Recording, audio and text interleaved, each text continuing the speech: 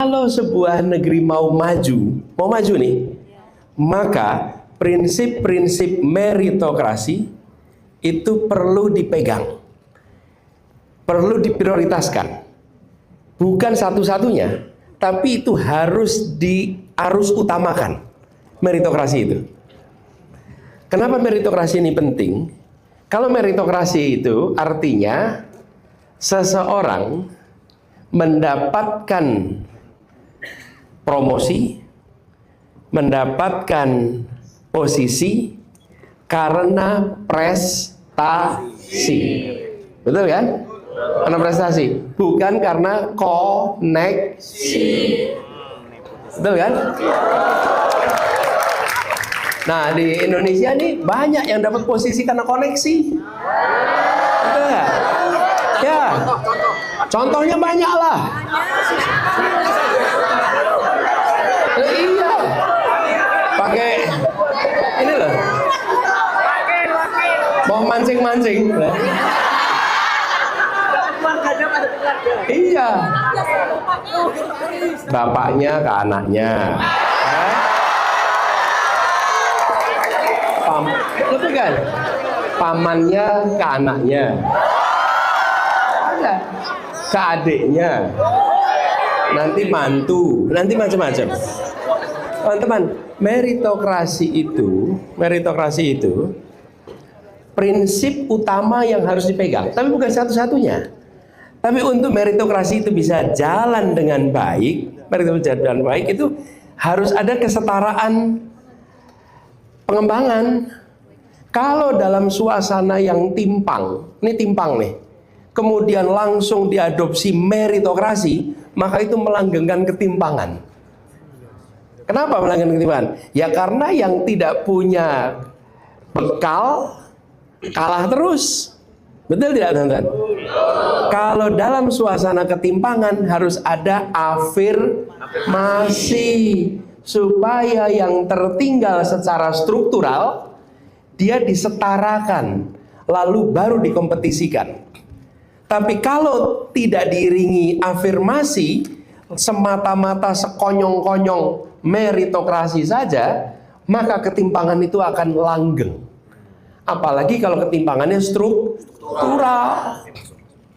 Nah, teman-teman paham, misalnya mau masuk universitas pakai meritokrasi, tes. Oke, nah, tetapi kita tahu ketimpangan kualitas SMA antar daerah ada bukan? Ada. Antar pulau ada tidak? Ada. Nah, di situ yang saya maksud. Ketika kita memasukkan faktor meritokrasi, harus sadar ada timpang nggak nih? Kalau ada timpang, harus dilakukan intervensi dalam bentuk afirmasi supaya muncul kesetaraan, dari situ kompetisikan. Jadi tidak sekonyong-konyong ya, yang namanya meritokrasi pure berarti pokoknya kalau adopsi meritokrasi berarti terbaik. Ya terbaik, tapi ada syaratnya nih. Syaratnya tidak dalam ketimpangan struktural terutama. Nah, tapi meritokrasi ini kunci.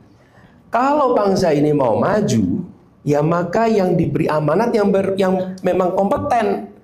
Diukurnya dari mana? Dari prestasi. Kalau tidak berprestasi dikasih tugas, kasih amanat.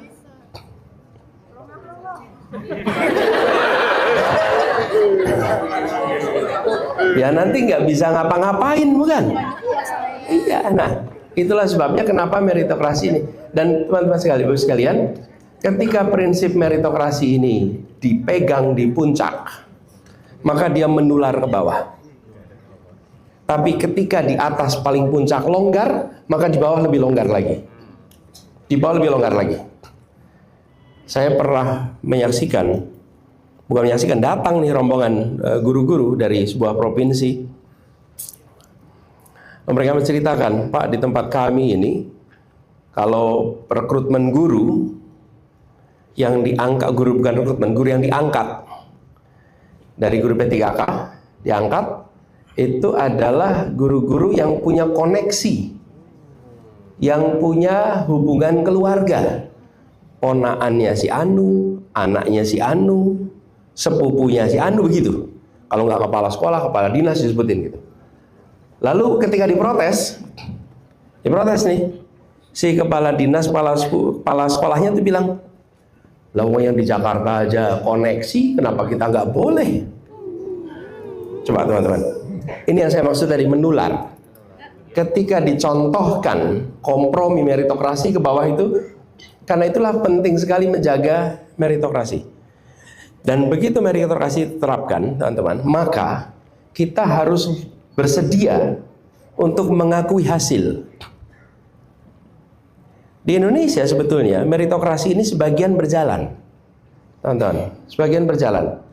Kemarin saya ketemu dengan pelatih Olimpiade Science, OSN. Itu di OSN itu meritokrasi, nggak bisa titipan. Ada yang berani titip? Ikut Olimpiade? Nggak berani. Kalau tidak berprestasi, nggak masuk. Kita ada yang sudah begitu. Karena itulah kenapa kita masuk sampai level internasional dan global, menangan. Bahkan saya perhatikan cabang-cabang olahraga yang single, kita jagoan. Panah, panjat tebing, apa lagi? Angkat beban,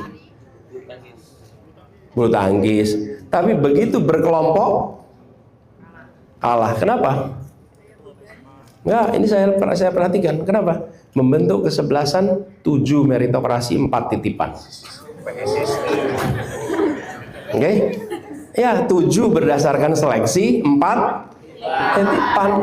Nah, selama kita masih mengakomodasi titipan-titipan begini, ya nggak mungkin kita ketemu kelompok yang solid, yang unggul, sulit sekali. Karena itulah kenapa meritokrasi ini prinsip penting sekali. Di sekolah juga begitu. Nah, ini harus dimulai bukan hanya dalam politik, teman-teman sekalian, Bapak Ibu. Teman-teman, ini harus dimulai di seluruh masyarakat. Bahwa diutamakan meritokrasi, tapi bukan satu-satunya. Diutamakan. Supaya mulai dari sekolah terbiasa meritokrasi. Terbiasa mengandalkan pada prestasi. Tapi alat ukurnya harus benar. Nah, ini teman-teman, yang menurut hemat kami dibutuhkan sekali dalam demokrasi kita. Kenapa? Apa sih prinsip demokrasi ini, teman-teman? Semua kuliahnya di ilmu politik nih. Itu enggak semua ya. Tapi berminat pada politik gitu ya. Melek politik. Melek politik itu penting. Ikut politik itu penting. Tidak harus jadi politisi. Tapi memahami dan terlibat itu penting. Kalau mau jadi politisi, itu soal pilihan jalur. Tapi memahami penting.